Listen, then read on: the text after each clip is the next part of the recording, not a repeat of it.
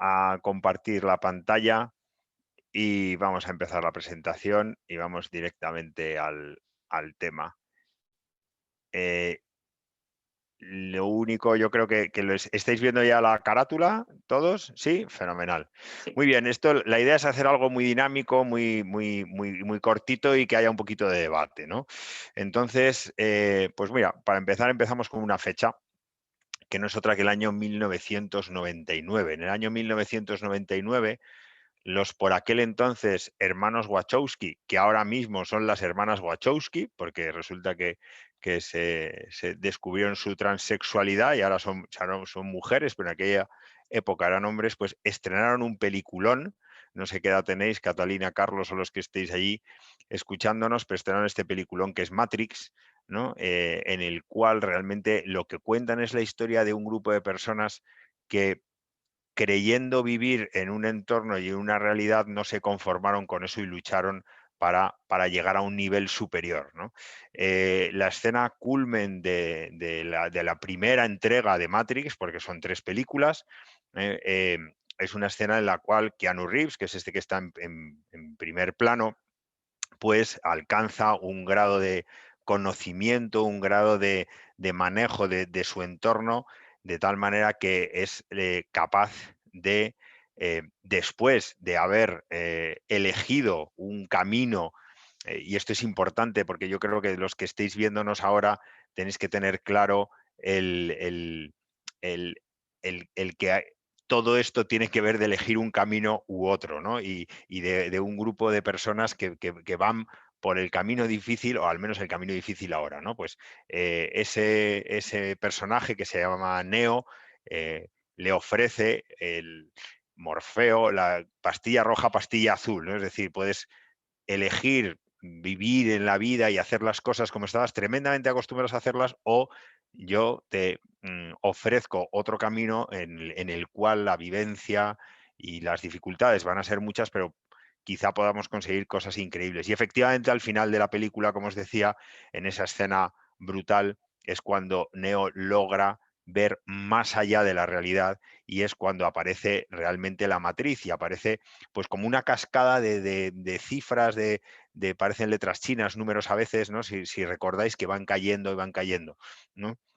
Y, y- y lo que consigue el protagonista con eso es realmente hacer cosas que exceden al conocimiento actual o al entorno actual, es capaz de parar balas, es capaz de luchar a velocidades absolutamente increíbles, es prácticamente invulnerable, ¿no? Entonces, pues bueno, mm, esto es un poco de lo que vamos a hablar hoy. Como bien decía Elena en la presentación, este soy yo, Carlos Macías, médico de familia en origen. Desde hace 13 años me dedico a gestión de hospitales. Ahora mismo soy el director médico del Hospital de Torrelodones, del Grupo HM Hospitales en Madrid, y a la vez, pues desde hace 4 años, soy patrono y director médico al mismo tiempo de la Fundación 29 de Febrero. La Fundación 29 de Febrero es una organización sin ánimo de lucro cuya misión es hacer mejor medicina basada en el uso de datos y muy focalizada en ayuda al diagnóstico y en ayuda a facilitar todos los procesos que tienen que ver con enfermedades raras, y mayoritariamente la gran mayoría de las raras ocurren en la infancia y tienen una vertiente neurológica, déficit neurológico, epilepsias, etcétera, etcétera. ¿Vale? Así que bueno, pues ese soy yo.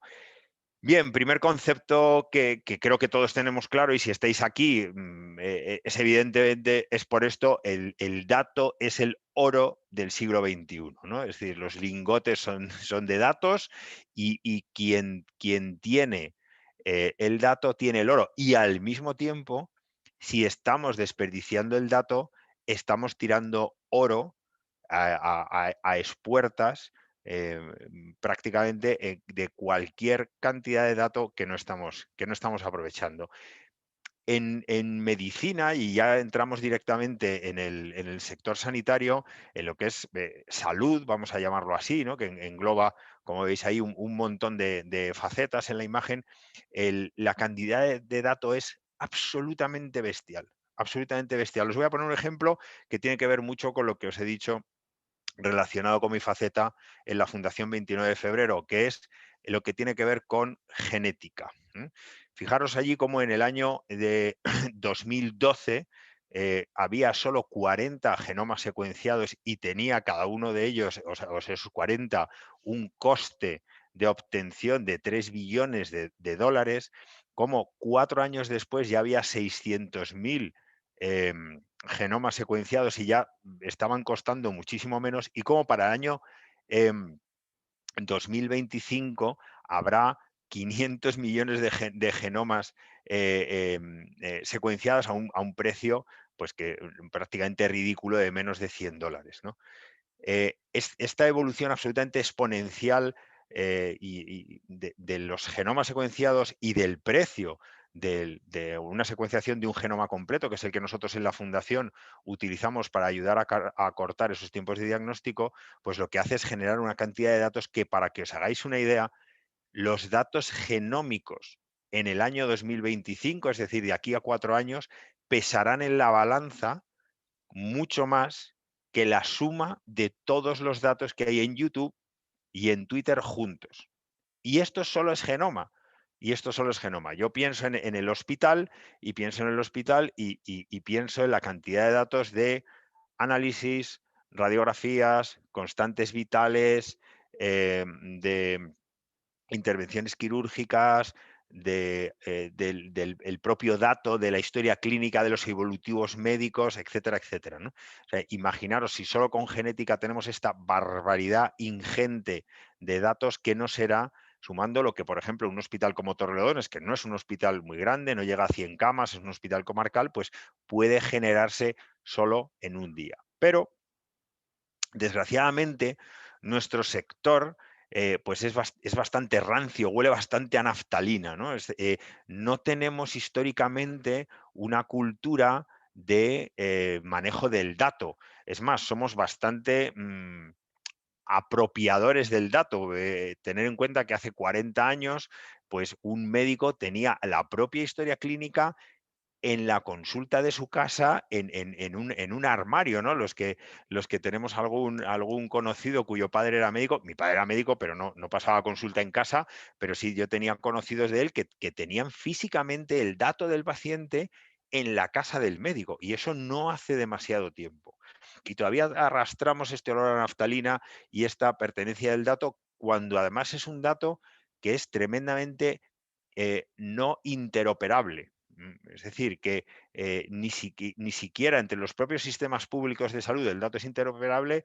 Yo, que trabajo en medicina privada en concreto, tampoco es interoperable, y se dan paradojas tan absurdas como que el Hospital de San Chinarro, que a lo mejor algunos conocéis en Madrid, que pertenece al Grupo HM Hospitales, tiene un hospital que pertenece a Sanitas, a escasos 150 metros de distancia, y un asegurado de Sanitas que puede escoger libremente cualquiera de los dos centros. No tenemos los datos compartidos. Es decir, los datos de esa misma persona están en un sistema en el Hospital de Sanitas y en otro sistema en el Hospital de HM Hospital. Es decir, estamos absolutamente en etapa prehistórica y muy celosos de ese manejo de datos. No tenemos formación en nuestra carrera médica potente, aunque empiezan a haber cosas, pequeños brotes verdes, pero históricamente no ha habido formación sobre esto, y todo lo que se nos enseña es a un conocimiento puramente técnico y puramente que reside en nuestra capacidad de lo que se llama pues el famoso ojo clínico, ¿no? Cuando en el periodo de formación de un médico, que son pues 6 años de carrera más 4 o 5 de especialidad, imaginaros 10 años en este mundo tan absolutamente exponencial, la evolución que puede hacer cualquier sistema de diagnóstico, de tratamiento y, por supuesto, como veremos ahora más adelante, de manejo de datos. Os he traído inicialmente la alegoría de Matrix porque realmente, cuando yo muchas veces entro al hospital o estoy por las habitaciones, o estoy en una UCI, estoy en la urgencia, sin obviamente ser Keanu Reeves, pero realmente visualizo, como ocurría en Matrix, ¿no? Esa cascada de un montón de datos, pero que acaban ahí. acaban en la puñetera alcantarilla, porque el ser humano en sí mismo, como cuerpo humano, es un generador de datos, obviamente 24/7. Ahora tenemos todos, quien más, quien menos, un cacharrito de estos que nos está midiendo un montón de constantes cada día y que a algún sitio van, pero nosotros en un hospital ni siquiera en el tiempo en el que el paciente está en el hospital estamos recogiendo esos datos, no hablemos del tiempo que está fuera del hospital, que obviamente es la mayoría. Y al final esos datos van a la alcantarilla y nosotros seguimos ejerciendo nuestro saber o nuestra pericia médica en base a, pues al mismo tiempo, una recopilación de datos que obviamente cuantas más canas tienes, pues más recopilación de datos tienes para hacer diagnósticos correctos y para poner los tratamientos correctos, pero no estamos aprovechando, insisto, esa barbaridad ingente de datos que generan los pacientes y que generan las propias operaciones, y no me refiero a cirugías, las propias operaciones, me refiero a transacciones, visitas a urgencias o pruebas complementarias o analíticas que realizamos a los pacientes, ¿no?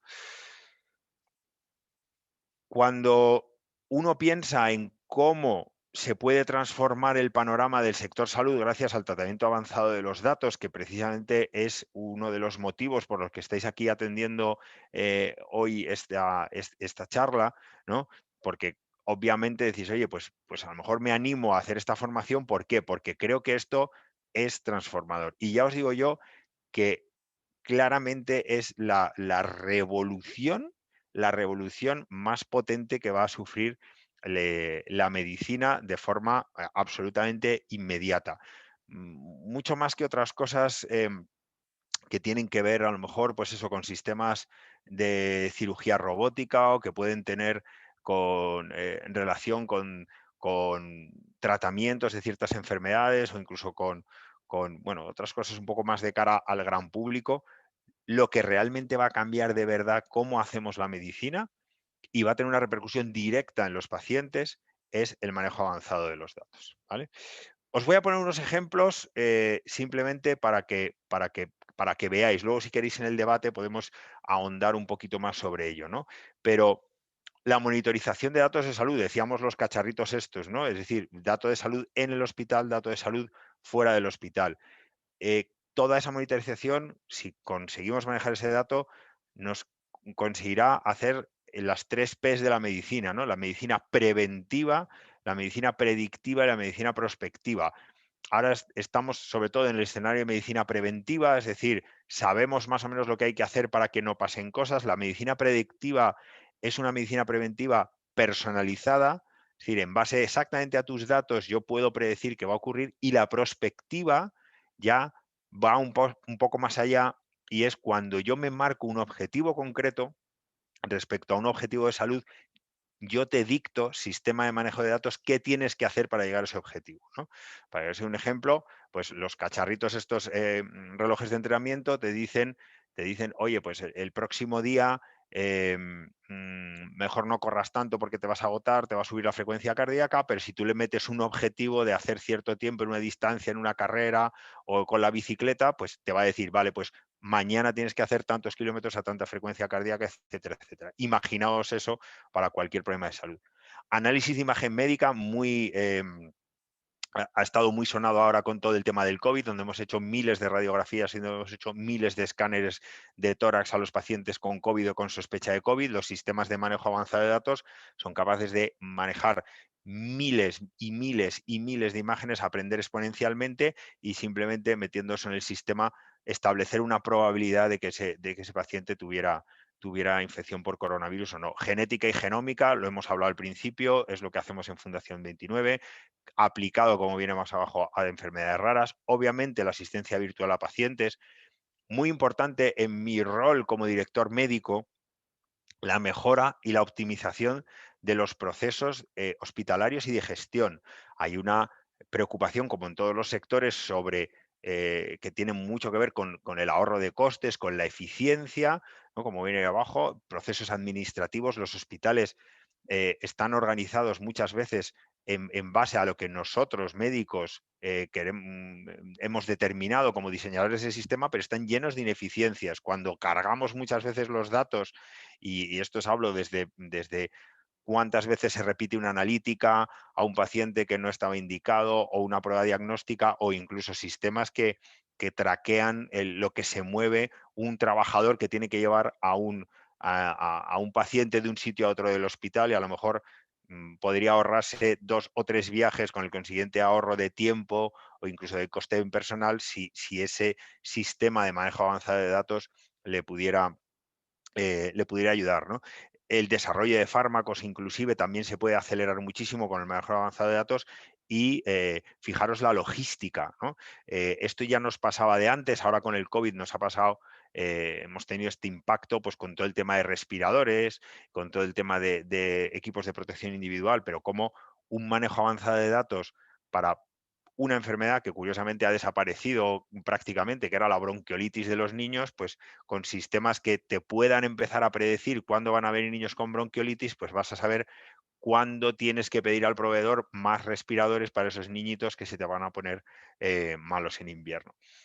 Os he traído pues estas 10 áreas que son un poco donde las que todas las tendencias de de futuro en salud están hablando respecto a lo que el manejo de datos puede cambiar, pero insisto en que creo de verdad que va a ser la auténtica revolución de la medicina en los años inmediatos, el manejo avanzado de datos. Hay muchísimas más áreas, solo quería hacer una pincelada un poquito rápido.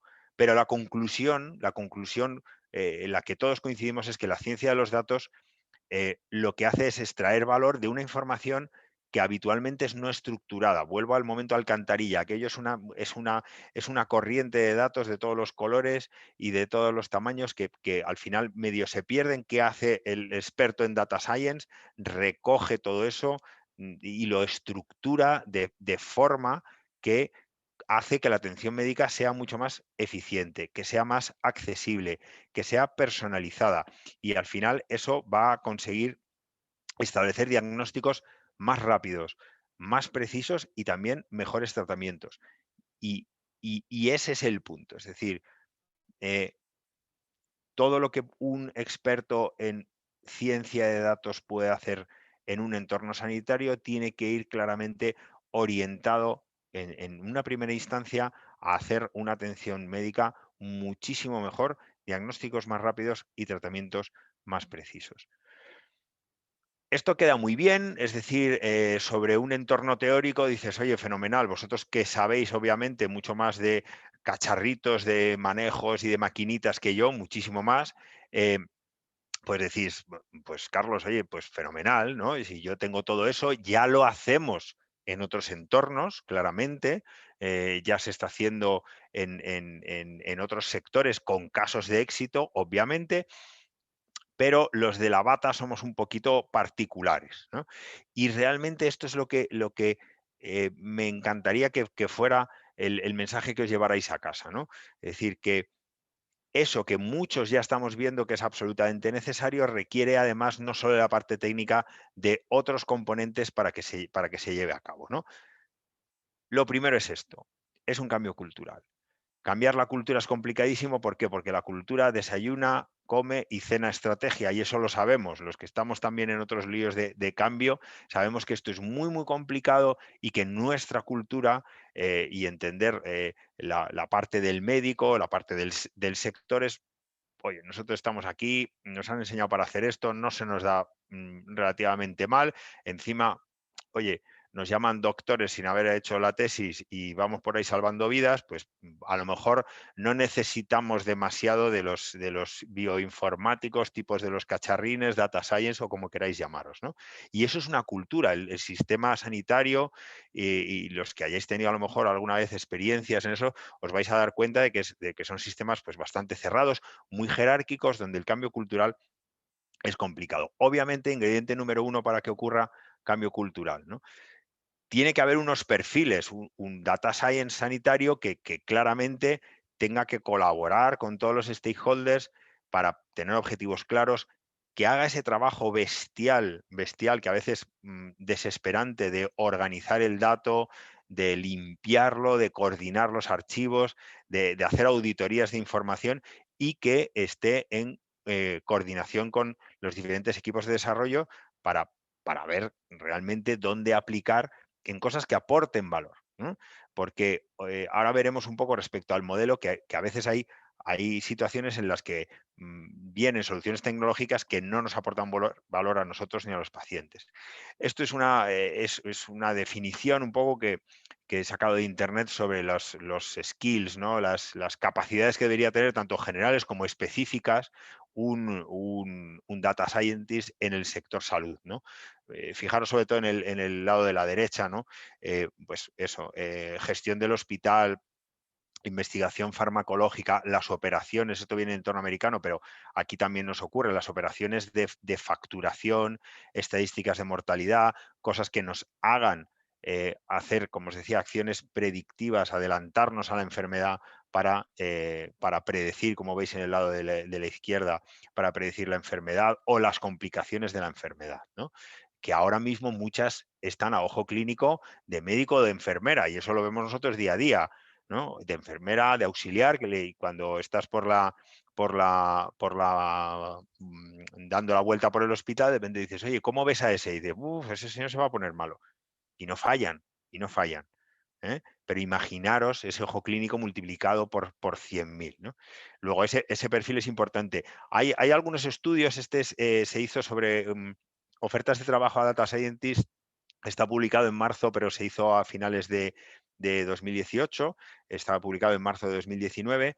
Pero fijaros cómo aún así el requerimiento de figuras de data scientist estaba sobre todo copado para empresas de venta, ¿no? De sector sanitario, sobre todo compañías de seguros, que paradójicamente son las más interesadas a tener un manejo avanzado de datos para calcular el riesgo del seguro médico y para ajustar cuotas y para ajustar gastos. Algunos sistemas de salud ya menos, pero fijaros cómo hospitales como tales, como entidades individuales, pues solo había 5 ofertas de trabajo para Data Scientists en hospitales y unas poquitas más en empresas farmacéuticas y lo siguiente por la cola, empresas de consultoría.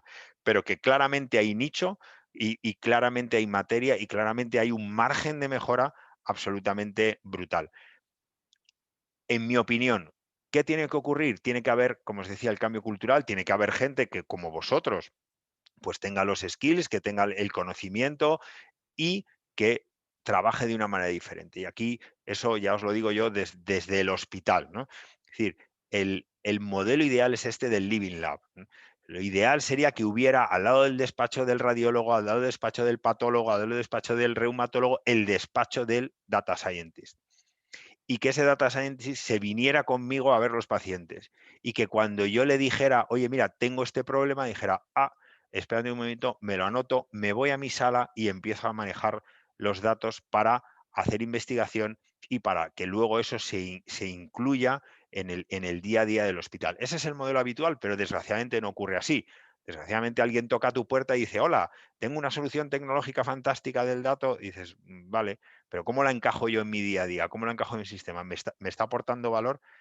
Realmente, si consiguiéramos que ese cambio cultural derivara en que hubiera un despacho del data scientist en los hospitales, en los centros de salud, en una central de ambulancias, sería absolutamente maravilloso. Pero fijaros, y ya para terminar, hay ciertos brotes verdes, ¿no? Parece ser que esto del dato ya ha ido calando y aquí pues saco yo un poco pecho porque es cierto que mi empresa HM Hospitales ha tenido mucha repercusión porque ha sido la primera en España que ha puesto en formato Open Data todos los datos codificados, correctamente anonimizados, pero muy bien ordenados, de los pacientes que hemos atendido por el COVID y los ha puesto a disposición de la comunidad científica para que cualquier persona con un permiso previo y con una serie de requisitos pudiera coger esos datos y mezclarlos con otros, investigarlos, lo que quisiera, ¿no?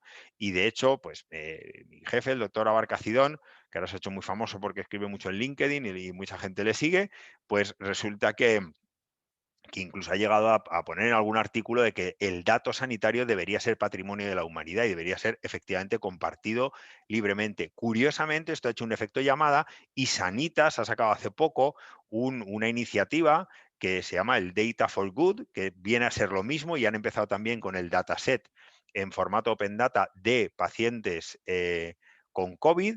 De hecho, siguiendo mucho la estructura del dato que ya habíamos hecho en HM Hospitales, pero es una empresa y ojalá mañana, si diéramos esta charla, pudiera deciros pues, que el sistema público o tal comunidad autónoma o que otro grupo hospitalario privado pues, ha decidido compartir sus datos y ponerlos a disposición de la comunidad científica, que es una noticia maravillosa.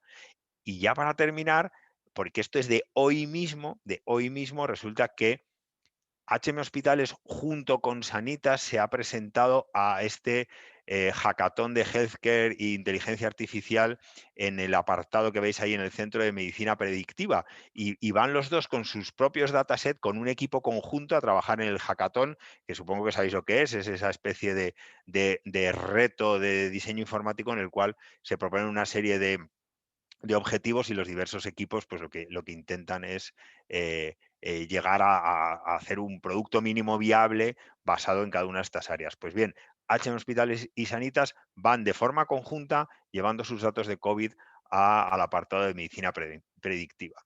Resumiendo, estamos en la prehistoria del manejo de datos en el sector salud, hay muchísimo campo que hacer. Eh, Claramente las herramientas técnicas están, pero falta conectar realmente eso, conectar los dos mundos, y hay figuras como las vuestras, científicos de datos, y que tengan ese añadido de cambio cultural, de necesidad de estar en el hospital, de estar al lado del clínico y de realmente exprimir el dato y tapar esa alcantarilla en la que perdemos datos, harán que cambie la medicina de forma absolutamente radical. Así que esto es brevemente lo que os quería contar, me pasa un poco de tiempo, como siempre, y nada, pues finalmente, pues keep calm and use your data, está clarísimo, ¿no? Esto es lo que tenemos que hacer nosotros y cuanto menos tardemos en hacerlo, mejor. Así que los que estéis conectados voy a dejar de compartir para veros y si queréis pasamos a preguntas, debates, inquietudes y a lo que necesitéis.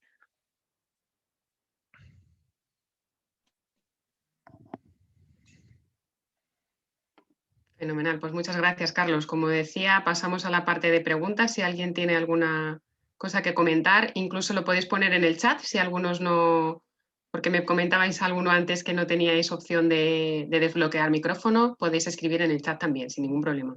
Uh-huh.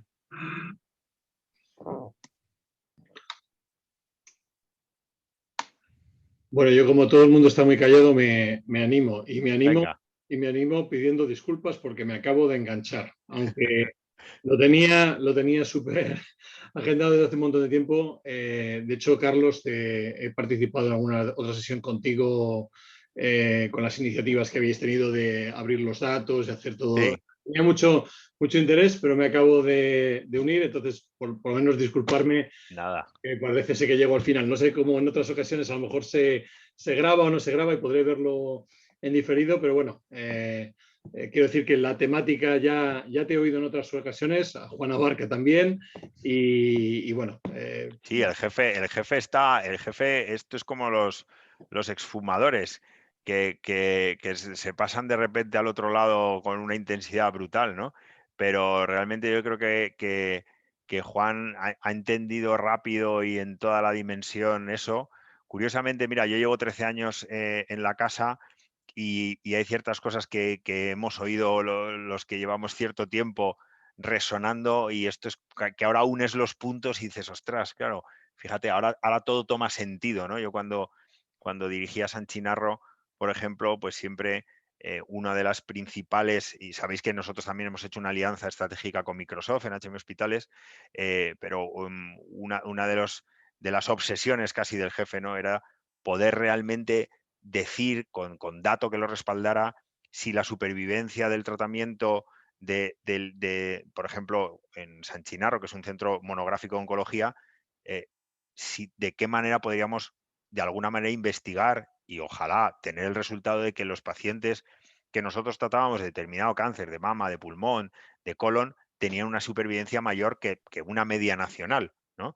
Que eso para nosotros sería un orgullo, pero no teníamos la estructura de dato para conseguir eso. Claro, ahora la aceleración tecnológica es tan brutal que empiezas a ver que es posible y claro, todo se acelera y por eso estamos todos en esa carrera. Desgraciadamente, y por no ser muy corporativista, todavía hay muy poca gente subida al carro en España y en Europa. En Estados Unidos, como siempre, un poquito más adelante, pero por eso yo creo que el que de Bali esté haciendo programas de este estilo y que haya gente que se forme en estos campos tiene todo el sentido del mundo, porque es que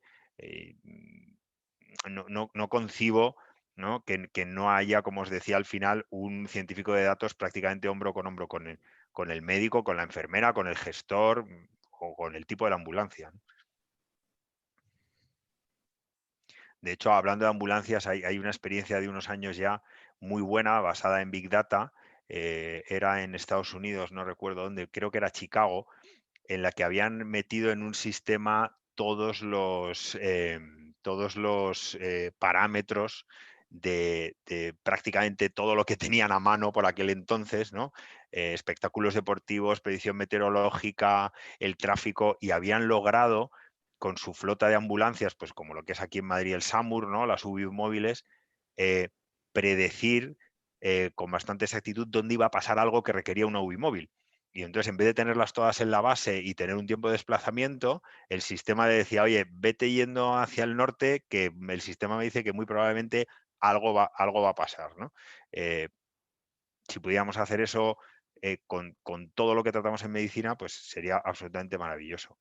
Pero bueno, estamos en la carrera, probablemente en los primeros metros, pero estamos en la carrera. No sé si alguien tiene alguna pregunta o inquietud más o algo que comentar. Yo creo que habéis lo que habéis hecho con el COVID, vosotros, el tema de sacar también el tema de dar toda vuestra información anonimizada, que supongo que será parte de lo que has contado en la charla que me he perdido. Sí. O sea, yo creo que primero como alumni de The Valley, y yo vengo de este sector, o sea, yo llevo toda la vida en el mundo de la tecnología sanitaria, desde el otro lado, no soy clínico, pero acompañándose en el otro lado de la tecnología. Siempre, yo lo comentaba, ¿no? Es una oportunidad todavía perdida en el mundo nuestro de la salud, de la tecnología sanitaria, el tema de los datos. Yo creo que ahí en España, desde luego, lo que hicisteis durante la pandemia. De hecho, ahora sé que se han unido otros grupos privados, con lo cual demuestra que... Lo hemos mencionado, quiero decir que Sanitas ha ido detrás, o sea que... que está bien, porque no es el tema de corporativismo, no es el tema de vender tu marca, sino es decir, poner tu conocimiento al servicio de la sociedad, que yo creo que es algo que hablamos muchas veces en estas sesiones. Por eso te digo, te he escuchado, Carlos, en otras ocasiones, y a Juan, y tenía mucho interés, pero bueno, quiero decir que enhorabuena, porque de nuevo habéis puesto eso a la ayuda, ahora otros os siguen, cuanto más datos, pues al final mejor para nosotros como ciudadanos. Y me callo que no he estado en la sesión dando la oportunidad a los demás a hablar. Nada. Pues no te preocupes que te la compartiremos tanto a ti como al resto y a los que no se hayan podido conectar, así que no te la perderás. Estupendo, pues bueno, invitaros a volver a conectaros con nosotros en otro momento, y nada, si no tenéis ninguna participación más, agradecer muchísimo a Carlos este ratito que ha compartido con nosotros, de verdad, y nada, bienvenidos y nos vemos muy pronto. Gracias a todos. muy bien, muchas gracias. Buenas tardes. Muchas gracias por todo. Carlos. Adiós. Chao. Hasta luego.